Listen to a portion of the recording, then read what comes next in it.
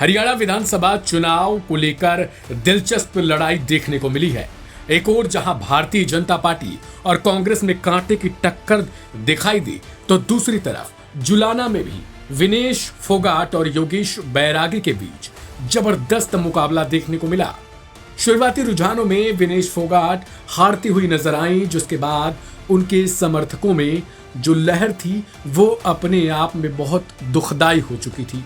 लेकिन देखते ही देखते जैसे जैसे राउंड वोटिंग के बढ़ते गए, उसी हिसाब से विनेश आगे बढ़ती भी दिखाई देने लगी। लेकिन दिलचस्प देखने को यह मिला कि आखिरकार विनेश फोगाट ने योगेश बैरागी को हरा ही दिया है। जी हाँ, बता दें आपको कि विनेश फोगाट ने योगेश बैरागी को अच्छे खासे मार्जिन से हराकर अब वहां का चुनाव अपने नाम कर लिया है। गौरतलब है कि पूरे देश की निगाहें जुलाना सीट पर टिकी हुई नजर आई थी। यह सीट हरियाणा की हॉट सीटों में शामिल रही। इस सीट पर विनेश फोगाट मैदान में थी, जो कि बीजेपी की तरफ से कैप्टन योगेश बैरागी को सीधा चैलेंज कर रही थी। पूरे गिनती के दौरान ये देखा गया कि जुलाना में कभी विनेश फोगाट तो कभी योगेश बैरागी आगे निकलते हुए दिखाई दिए। विनेश फोगाट ने अंत में ये सीट बाजी मारते हुए अपने नाम कर ली और बीजेपी को कड़ी शिकस्त दी। आपको बता दें कि यहां से आम आदमी पार्टी की कविता दलाल उम्मीदवार बनाई गई थी, लेकिन कविता कुछ खास नहीं कर पाई और आखिरकार में विनेश फोगाट के सामने सभी को चित हो जाना पड़ा। विनेश ने जिस तरीके से खेल के मैदान में लोगों को चित किया, ठीक उसी तरीके से कहा जा रहा है कि उन्होंने अपने प्रतिद्वंदियों को भी चित्त कर दिया है। बता दें कि विनेश फोगाट ने 6000 से ज्यादा वोटों से योगेश बैरागी को कड़ी शिकस्त दी है। गौरतलब है कि हरियाणा के चुनाव में शुरू के रुझानों में कांग्रेस पार्टी जबरदस्त बहुमत के साथ लग रहा था कि वो हरियाणा में रिटर्न करेगी, लेकिन जैसे जैसे राउंड की गिनतियां बढ़ती गईं, उसी हिसाब से भारतीय जनता पार्टी कांग्रेस की ऊपर भारी पड़ती हुई नजर आई और ऐसे में देखा गया कि बीजेपी की तरफ से अब बहुमत के लिए सीटें तकरीबन हासिल करती हुई नजर आ रही है। लेकिन सबसे बड़ी दिलचस्प लड़ाई जो देखने को मिली वो जुलाना में ही देखने को मिली थी, जहां विनेश फोगाट ने 6000 वोटों से ज्यादा से जो है वो योगेश बैरागी को हराकर चुनाव को अपने नाम कर लिया है।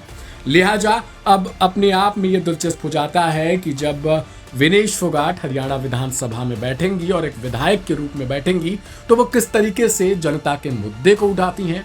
और अपने आप में ये बड़ी भारी लड़ाई थी जो बृजभूषण शरण सिंह को लेकर भी दिखाई दे रही थी।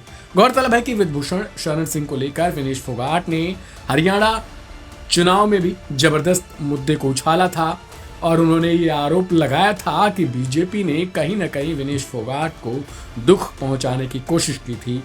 अब ऐसे में देखना यह दिलचस्प होगा कि जब विनेश फोगाट विधायक पद की शपथ लेती हैं तो उनके समर्थकों में किस तरीके की खुशी होती है।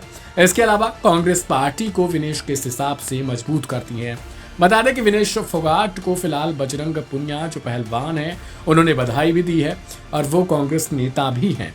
उन्होंने ट्विटर पर पोस्ट करते हुए लिखा कि देश की बेटी विनेश फोगाट को जीत की बहुत बहुत बधाई। यह लड़ाई सिर्फ एक जुलाना सीट की नहीं थी, सिर्फ 3 से 4 और प्रत्याशियों के साथ नहीं थी, सिर्फ पार्टियों की लड़ाई नहीं थी।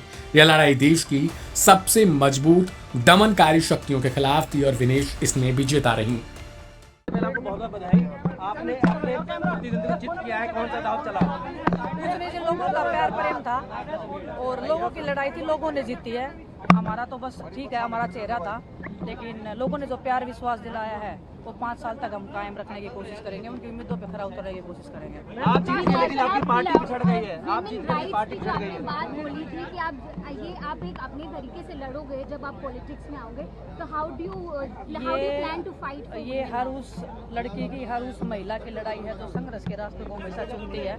आज संघर्ष की जीत हुई है, सच्चाई की जीत हुई है और मैं चाहती हूँ कि हमारे लोगों ने जो प्यार प्रेम दिया है, जो इस देश ने मेरे को प्यार प्रेम दिया है, उसको मैं हमेशा बना के रखूँ, उनके विश्वास को हमेशा बना के रखूँ। आपकी पार्टी आपकी पिछड़ गई है, सरकार नहीं बन पा रही, इसको लेकर क्या कहेंगे? देखिए, अभी वेट कीजिए थोड़ा सा, अभी सारे रिजल्ट नहीं निकल के आए हैं, एक सीट निकल के आ रही है।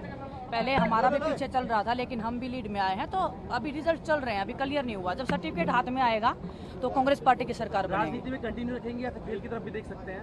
राजनीति में अगर आ गए तो कंटिन्यू इधर ही रखेंगे। लोगों ने प्यार प्रेम दिया है, उनके लिए काम भी करना पड़ेगा फील्ड में रह के। ऐसा तो है नहीं कि हम दोनों चीजें कर सकते हैं साथ में। कांग्रेस नेता इलेक्शन कमीशन पर आरोप लगा रहे हैं। विनेश, कांग्रेस नेता इलेक्शन कमीशन पर आरोप लगा और रहे हैं। किसी को पूछने दो एक बार। हाँ, शहर के लिए क्या क्या करेंगे? शहर के अकेले की बात नहीं है, पूरे जुलाना विधानसभा के लोगों ने जो मेरे को प्यार प्रेम दिया है, जितनी उम्मीद से मुझे वोट किया है, हर एक वोट को मैं चाहती हूँ कि हर एक वो वोटर खुश होना चाहिए जिन्होंने मेरे पे उम्मीद जताई है। तो वो कोशिश रहेगी हमारी। क्या एक्सपेक्ट कर सकते हैं आपके एंड से? हाँ जी, स्पोर्ट्स के लिए क्या एक्सपेक्ट कर सकते हैं आपके एंड से? देखिए मैं स्पोर्ट्स पर्सन हूँ, जितना हो सकता है मैं स्पोर्ट्स के लिए करूँगी। और मैं एक फील्ड में सीमित नहीं रहना चाहती। हर फील्ड के लोगों ने, हर किसान का मेरे हैं, चाहे नौजवान हैं, सभी ने मेरे को वोट दिया है। तो सभी की जो जिम्मेदारियां हैं वो मैं बखूबी निभाने की कोशिश सरकार बनेगी करूँगी। खेल के लिए उसका क्या प्रार्थना करेंगे, आप क्या चाहेंगे? सर वो आगे का सवाल है। Congratulations.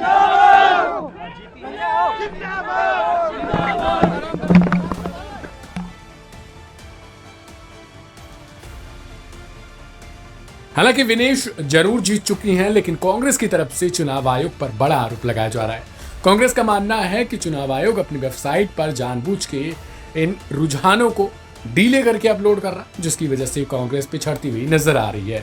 सुनिए। रुझान जो आ रहे हैं उस रुझानों के बिल्कुल इतर है। शुरुआत में कांग्रेस पार्टी आगे चल रही थी और अब जो रुझान जो है वहां पे कांग्रेस पार्टी बहुत पीछे हो गई है और बीजेपी आगे बढ़ती दिखाई दे रही है। हरियाणा की बात करें, आप तमाम चैनल्स पे देखिए, पहली बार होता हुआ दिख रहा है कि चैनल्स अपने रिपोर्टर्स के जो आंकड़े आते हैं काउंटिंग सेंटर से वो नहीं दिखा रहे, चुनाव आयोग के आंकड़ों पर निर्भर कर रहे हैं। और चुनाव आयोग के आंकड़े चौथे या पांचवें छठे राउंड के दिखा रहे हैं, जबकि हमारे कंट्रोल रूम से 11-11 राउंड के आंकड़े आ चुके हैं। मैं आपको विनेश फोगाट जी का उदाहरण देता हूं।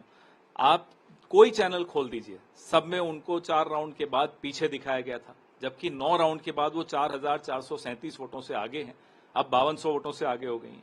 तो ये आंकड़ों में जो मिसमैच है, गैप है, ये क्यों है, ये हम बार बार चुनाव आयोग से, अभी हमारे महासचिव जयराम रमेश जी ने ट्वीट करके भी पूछा है कि ये क्या दबाव डालने की कोशिश हो रही है स्थानीय प्रशासन पर। इसलिए हम फिर से चुनाव आयोग को कह रहे हैं, आगाह कर रहे हैं कि इसमें तुरंत एक्शन ले, तुरंत जितने राउंड्स हो चुके हैं अपडेट करें, जितने भी जो ट्रेंड्स हैं उनको अपडेट किया जाए। सर किस तरीके की आपको खामियां आपको लगता है या क्या होना चाहिए? 11 राउंड हो चुके हैं, 12 राउंड हो चुके हैं, आप अभी छठे या सातवें राउंड पर ही रुके हुए हैं। चैनल्स उसी पर निर्भर कर रहे हैं, चुनाव आयोग के उस पर। रिपोर्टर्स के अपने आंकड़े बाहर आ नहीं रहे हैं। कभी कोई काउंटिंग में ऐसा नहीं होता कि रिपोर्टर्स के अपने आंकड़े बाहर नहीं आते। Sir, how do you see in the initial trends Congress was leading and now the Congress party is trailing in Haryana and the numbers are favoring BJP only as far as the trends There is a mismatch in the actual number of rounds that have already been counted and the number of rounds that are being shown on television through the Election Commission data. Because the Election Commission data is lagging behind. They are still showing the 4th or the 5th round, whereas 11-12 rounds all have already been counted. Our General Secretary Communication has already tweeted to the Election Commission asking questions. Are they trying to put pressure on the local administration by delaying display of and uploading of data? But sir, if we see Jammu and Kashmir, they are giving the live numbers, live trends. Yeah, so see the mismatch between Haryana and Jammu and Kashmir. In Jammu and Kashmir, you are getting live data as for with every round that is being counted, but in Haryana it's not so. Why? ये ज्ञापन हम पेश कर रहे हैं, अभी अगले 5-7 मिनटों में हम पेश करेंगे, शिकायत कर रहे हैं। अब उम्मीद करते हैं कि ईसीआई हमारे सवालों का जवाब दें, क्योंकि 10, 12, 11 राउंड के नतीजे आ चुके हैं, पर जो अपडेट किया गया ईसीआई के वेबसाइट पर, चैनलों पर सिर्फ 4 या 5 राउंड के नतीजे आ रहे हैं। तो ये प्रशासन पर एक दबाव रखने का एक तरीका है। ये लोकसभा चुनाव में भी हुआ था, हम लोग गए थे, अभिषेक सिंघवी जी और मैं ईसीआई गए थे, हमने शिकायत की और तब ईसीआई ने कार्रवाई की। तो हम उम्मीद करते हैं कि ईसीआई जो एक संवैधानिक संस्था है, निष्पक्ष संस्था है, इस तरीके से स्थानीय प्रशासन पर दबाव नहीं डालना चाहिए। सर, अपने कार्यकर्ताओं से भी कुछ आप लोगों ने अपने नहीं, कोई हताश होने की कोई जरूरत नहीं है, निराश होने की कोई जरूरत नहीं है। 3-3:30 बजे तक काउंटिंग सेंटर पर वो रहें, टिके रहें, क्योंकि ये खेल खत्म नहीं हुआ है। ये सब मनोवैज्ञानिक खेल है, ये माइंड गेम्स चल रहा है, इससे हम हटेंगे नहीं। कि कोई निराश होने की कोई कारण नहीं है। हमें जनादेश मिलने वाला है, कांग्रेस की सरकार बनने वाली है। The Congress has a doubt on the election commission, and then you are going to file a complaint to the election commission. We are filing a complaint. We have, there are at least 8 seats in which 11 rounds of counting are over, and the Congress is in the lead. But that is not being reflected in the ECI website.